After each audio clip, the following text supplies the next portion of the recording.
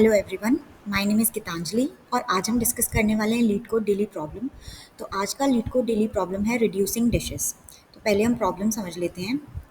तो problem basically क्या कह रहा है कि हमें एक डेटा दिया हुआ है जिसमें कि शेफ़ ने वो डेटा सारा कलेक्ट किया है और उसमें n डिशेस गिवन है। n डिशेस के n सेटिस्फेक्शन लेवल्स भी गिवन है और हर एक डिश को कुक करने में उसे 1 यूनिट ऑफ टाइम लगता है।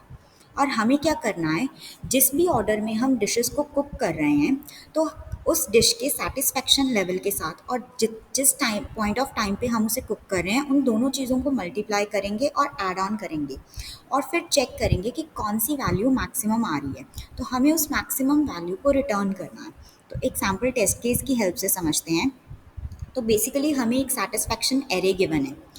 हमें बताना है कि अगर इन डिशेस को हम कुक करें और किसी भी ऑर्डर में हम कुक कर सकते हैं और हर एक डिश को कुक करने में 1 यूनिट ऑफ टाइम लगता है, तो क्या मैक्सिमम वैल्यू आएगी।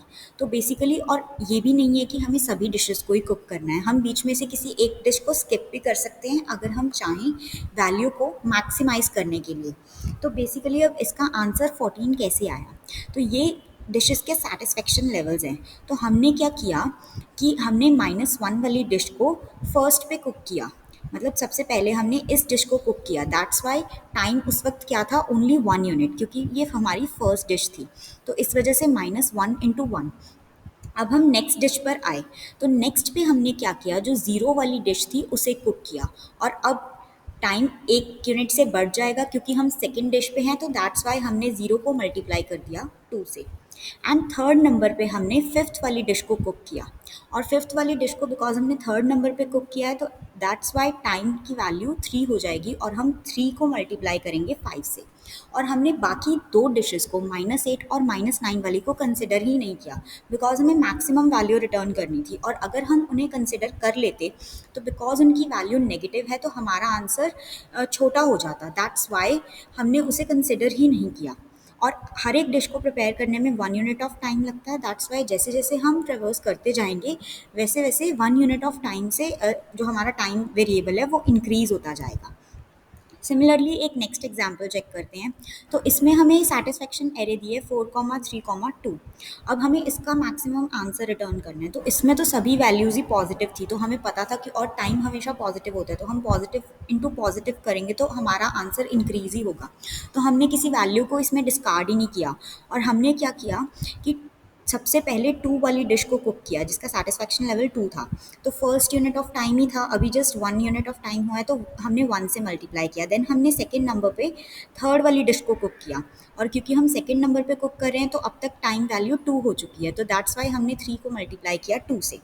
और हमारे पास थर्ड डिश है फोर्थ वाली। अब हमने फोर्थ वाली डिश को कुक किया और हम थर्ड यूनिट ऑफ टाइम पे कुक कर रहे हैं तो अब टाइम वेरिएबल की वैल्यू 3 हो चुकी है तो हमने इसे 3 से मल्टीप्लाई कर लिया और तीनों वैल्यूज़ को हमने ऐड ऑन कर दिया और आंसर आ गया हमारा 20। आई होप सो आपको क्वेश्चन समझ आ गया होगा।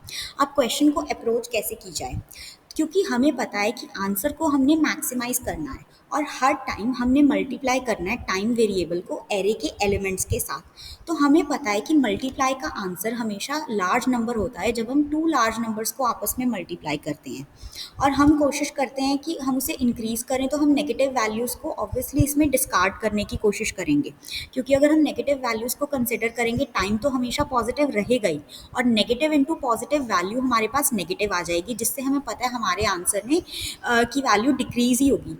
दैट्स वाई हम नेगेटिव वैल्यूज़ को डिस्कार्ड करने की कोशिश करेंगे और क्योंकि दो लार्ज नंबर्स को मल्टीप्लाई करने पे हमारा आंसर मैक्सिमाइज होने के चांसेस हैं। दैट्स वाई मैं क्या करूँगी, मैं एरे के सभी एलिमेंट्स को सॉर्ट कर लूँगी, क्योंकि मुझे पता है कि मुझे किसी ऑर्डर में डिश को जब कुक करना है तो उसी टाइम इंटरवल के साथ मुझे मल्टीप्लाई करना पड़ेगा उसके सेटिस्फेक्शन लेवल को। तो अगर मैं एरे के एलिमेंट्स को सॉर्ट कर लूँगी तो जैसे जैसे टाइम इंक्रीज़ होता जाएगा टाइम वेरिएबल की वैल्यू भी इंक्रीज़ होती जाएगी और इधर मेरे पास सेटिस्फेक्शन लेवल की वैल्यू भी इंक्रीज़ होती जाएगी। तो a large number multiplied by large number will result in a very large number. That's why हम एरे के एलिमेंट्स को सबसे पहले तो सॉर्ट कर लेंगे जिससे कि हमें ये कंडीशन सेटिस्फाई करेंगे कि हम वैल्यू को मैक्सिमाइज़ कर रहे हैं। देन नेक्स्ट हमें ये भी कहा है क्वेश्चन में कि ज़रूरी नहीं है कि आप हर एक डिश को ही कुक करो, आप कुछ डिशेस को स्किप भी कर सकते हो। जैसे इसमें मैंने सबसे पहले क्या किया, मेरे पास ये एरे गिवन था, तो इसे मैंने पहले तो सॉर्ट कर लिया। तो सॉर्टिंग करने के बाद मेरा एरे इस ऑर्डर में आ गया। अब मुझे पता है कि मुझे वैल्यू रिटर्न करनी है, तो मैं वैल्यू रिटर्न करने के लिए मैंने क्या किया, सबसे पहले मैंने सभी डिशेस को चेक किया कि मैं किस डिश को लूँ और किसको ना लूँ। तो इसके लिए हम रिकर्शन का भी यूज़ कर सकते हैं और टैबुलेशन मेथड का भी यूज़ कर सकते हैं। तो सबसे पहले मैं 9 पर ट्रेवर्स करूँगी, तो 9 को मेरे पास दो चॉइसेस हैं, या फिर तो मैं इसे पिक करूँ या फिर मैं इसे ना पिक करूँ।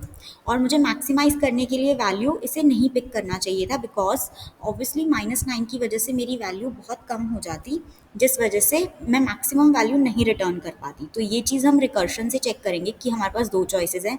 सिमिलरली फॉर -8 कि मैं इसे पिक करूँ या ना पिक करूँ, और सिमिलरली फॉर -1, तो जिस भी एलिमेंट को हम पिक कर रहे होंगे उसे हम कॉरेस्पॉन्डिंग टाइम वेरिएबल के साथ मल्टीप्लाई करते जाएंगे और सबका आंसर ऐड ऑन करके रिटर्न कर देंगे जो कि मैक्सिमम वैल्यू होगी। तो बेसिकली ये हमारी अप्रोच रहेगी। अब हम चेक करते हैं कि इसे कोड कैसे कर सकते हैं।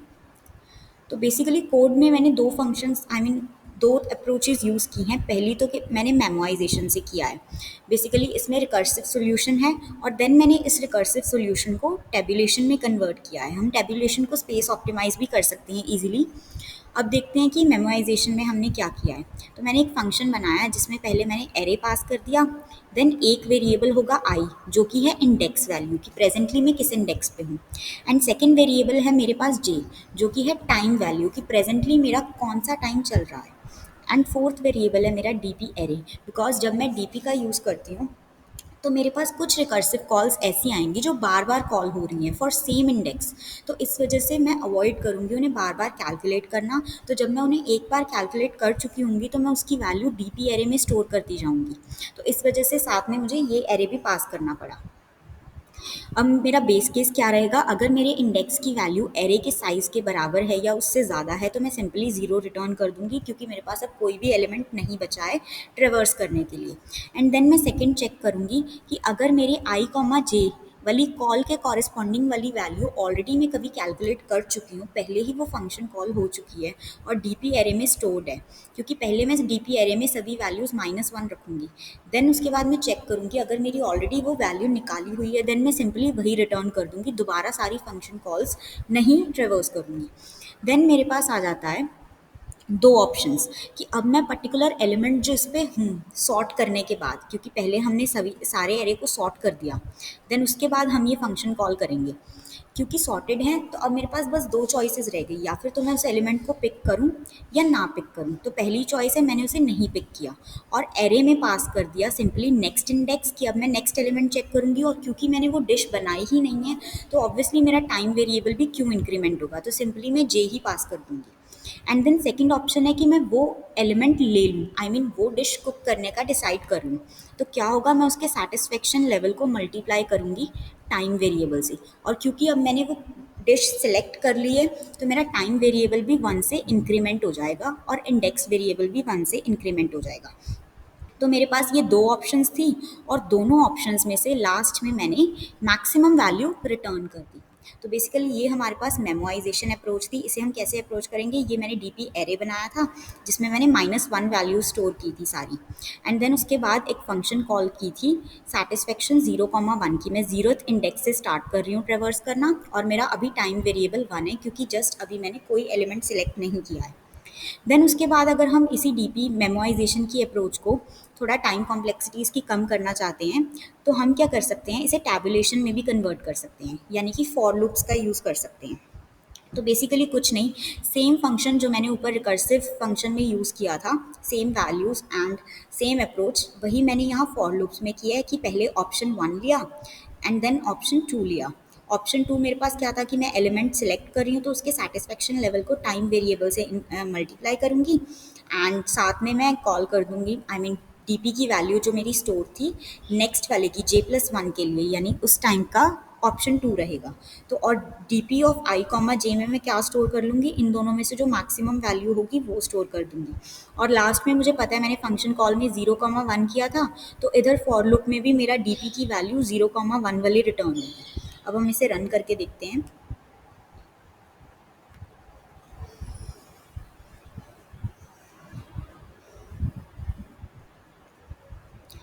और इस अप्रोच में हम इसे स्पेस ऑप्टिमाइज़ भी कर सकते हैं। यहाँ पर मैंने 2D डीपी का यूज़ किया है। आप 2 1D डीपीज़ का भी यूज़ कर सकते हो, एक प्रीवियस और एक करंट, और हर बार आप प्रीवियस को करंट से अपडेट भी कर सकते हैं, तो इस केस में आपका 1D डीपी से भी काम हो जाएगा।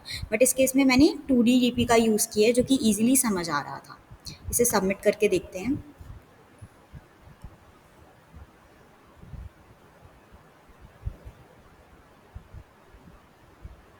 Thank you guys.